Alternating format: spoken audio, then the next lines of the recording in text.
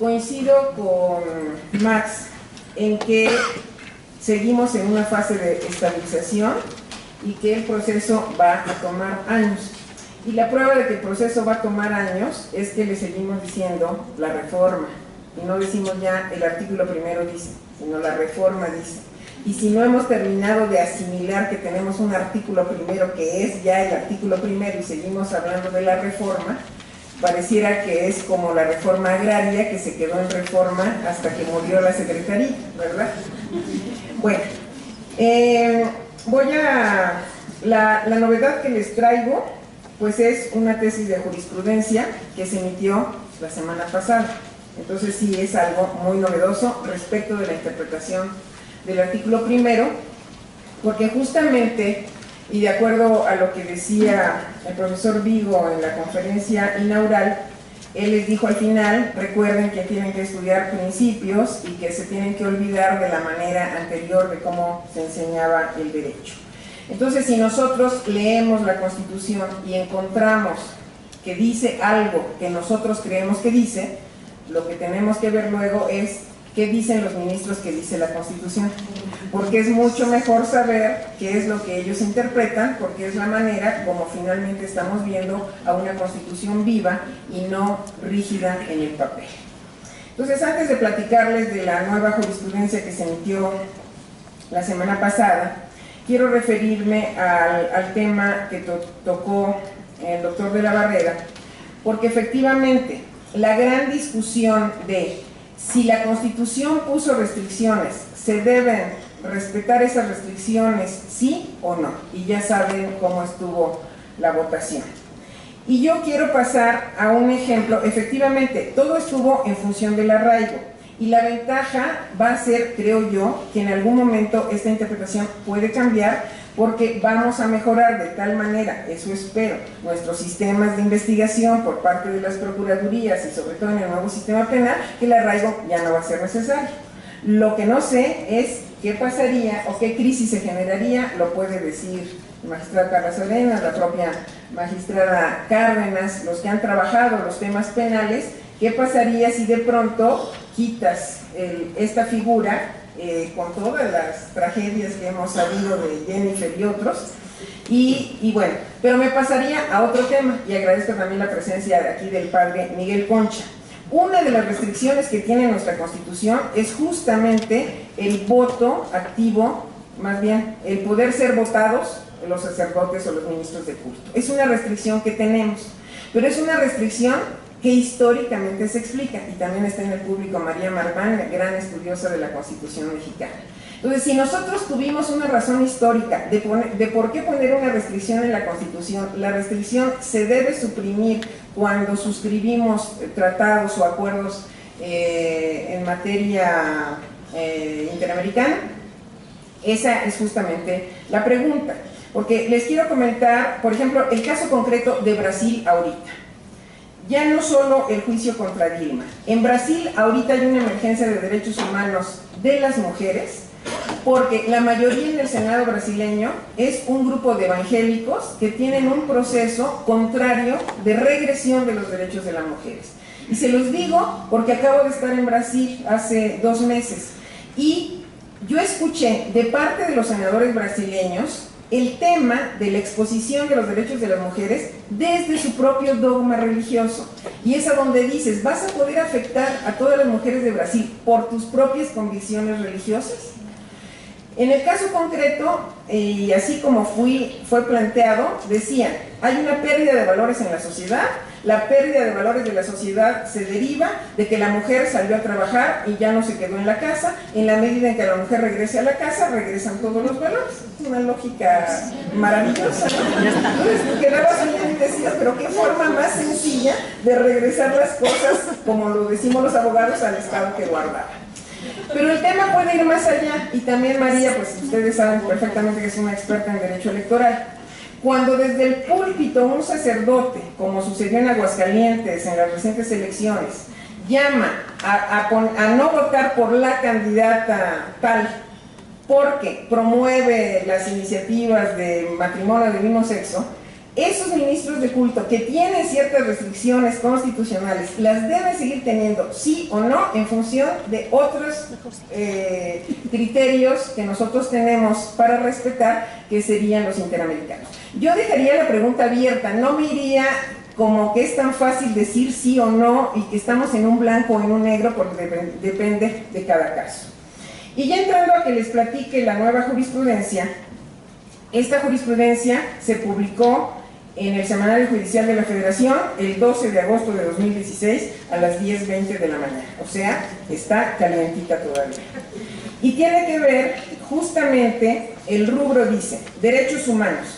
La obligación del órgano de amparo de promoverlos, respetarlos, protegerlos y garantizarlos, prevista en el artículo 1 de la Constitución, escuchen bien, solo se actualiza en el ámbito de su competencia, por lo que carece de atribuciones para pronunciarse respecto de violaciones a los que no formen parte de la litis constitucional. ¿Qué quiere decir esto? Aquí viene la argumentación. Leo tal cual la tesis. Si bien del precepto constitucional referido deriva la obligación de todas las autoridades de promover, respetar, proteger y garantizar los derechos humanos de conformidad con los principios de universalidad, interdependencia, indivisibilidad y progresividad, lo cierto es que ese compromiso se limita a que se ejerza dentro de la competencia de cada autoridad en particular.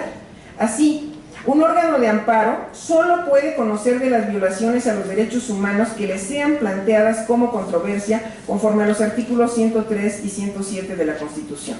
las cuales deberá resolver en atención a lo previsto en los aludidos preceptos y en lo que resulten aplicables de su ley reglamentaria. Por tanto,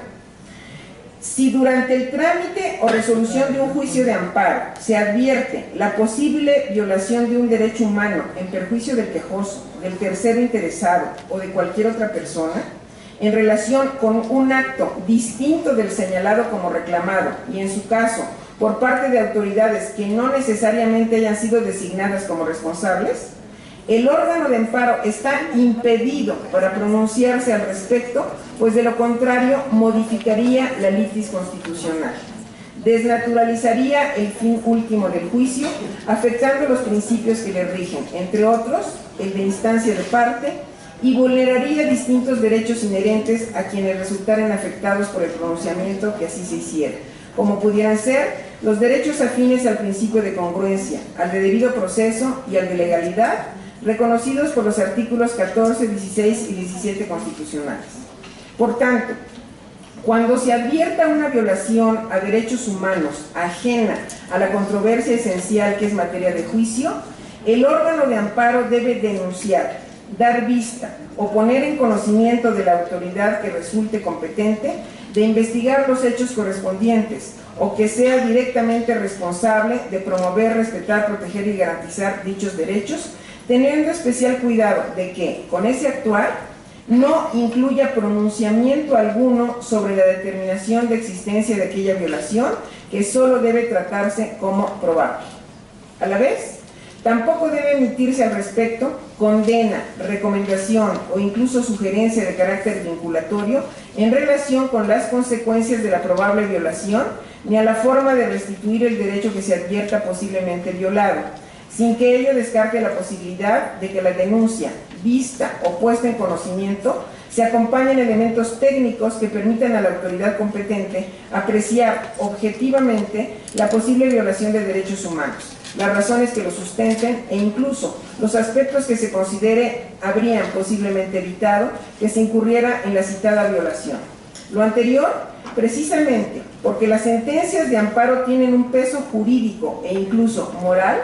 que de no tenerse el especial cuidado expresado, podrían hacer vinculatorios determinados pronunciamientos sin que se emitan en un juicio o procedimiento en el que las partes involucradas tengan la oportunidad de hacer valer los argumentos y pruebas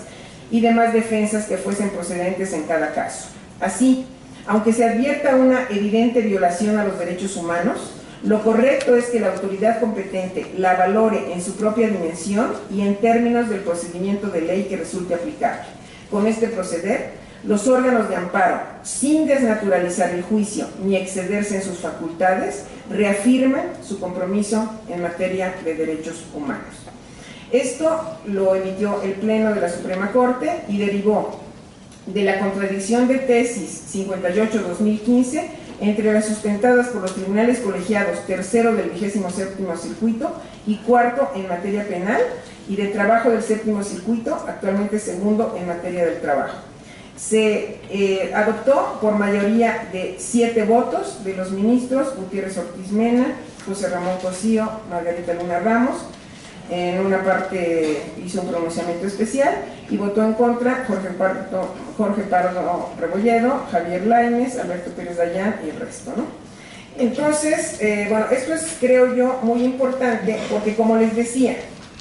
desde que el artículo primero fue incluido en la Constitución, se estableció esta obligación que deriva para todas las autoridades del respeto en cada una de las áreas, y por eso tenemos con la Secretaría de Gobernación en particular el trabajo constante, porque tenemos la misma tarea. De hecho, estuvo aquí la senadora Angélica Galea Peña. El Poder Legislativo, el Poder Ejecutivo y el Poder Judicial tenemos la misma tarea de difusión, de respeto, de promoción de los derechos, y cada uno de los poderes lo hace en el ámbito de sus respectivas competencias.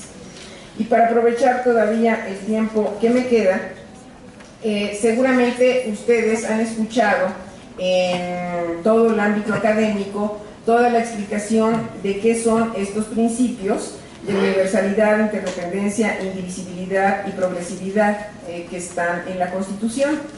Y creo que es muy importante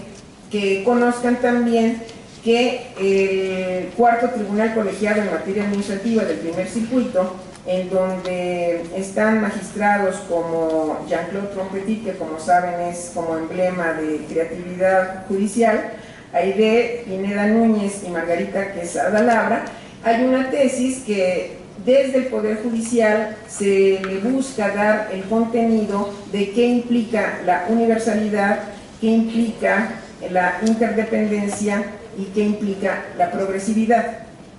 Pero sobre todo, regresaría también a la conferencia del doctor Vigo, en que muchas veces la receta que te dan pareciera sencilla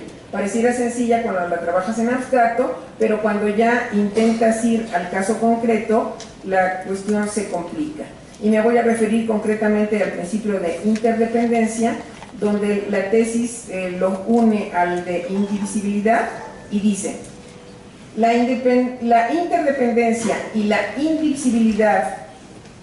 que están relacionados, significa que están relacionados entre sí. Esto es, no puede hacerse ninguna separación ni pensar que unos derechos son más importantes que otros. ¿Por qué lo decimos? Porque muchas veces se confunde, y en casos concretos de la Ciudad de México, por ejemplo ahorita, o de los plantones de la CENTE en toda la República, te dicen, a ver, ¿qué es más importante o qué derecho prevalece? ¿El tránsito o la libertad de manifestación de las ideas? Entonces, si nosotros quisiéramos jerarquizar y decir, pues siempre este, ya nos están diciendo, al menos en esta interpretación de este colegiado, que parte del problema de la interdependencia y de la indivisibilidad es que no vas a poder hacer que la relación implique que unos sean más importantes que otros. Y dice, deben interpretarse y tomarse en su conjunto y no solamente aislados.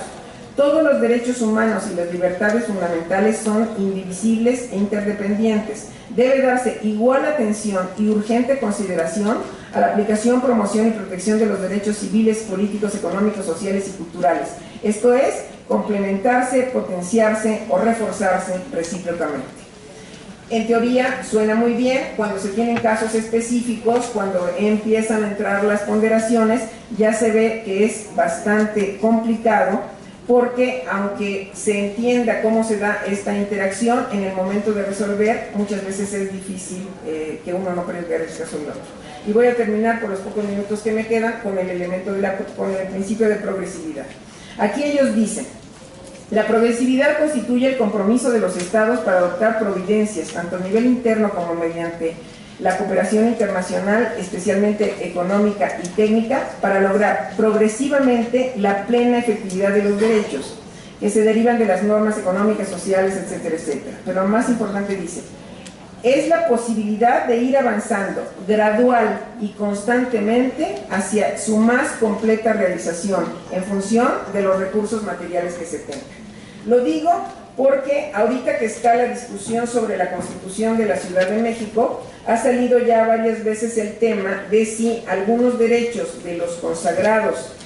para la Ciudad de México podrían tener un retroceso por las fuerzas políticas que van a participar. Desde mi punto de vista, el principio de progresividad es el que protege y evita cualquier retroceso, al menos de los derechos ganados por las mujeres y sobre todo por la llamada comunidad LGBTI en la Ciudad de México. Y justo el principio de universalidad es el que muestra que es un problema real que tenemos y que se está resolviendo por la vía de los amparos, que muchas reglas que se tienen en el Distrito Federal, como el matrimonio de personas del mismo sexo, que no se encuentran reguladas en otros estados, resulta que un derecho que deberías tener en cualquier parte del territorio nacional, lo tienes en el Distrito Federal o Ciudad de México y no lo tienes si te vas unos kilómetros más allá hacia Puebla, Querétaro, Toluca, Estado de México o donde sea.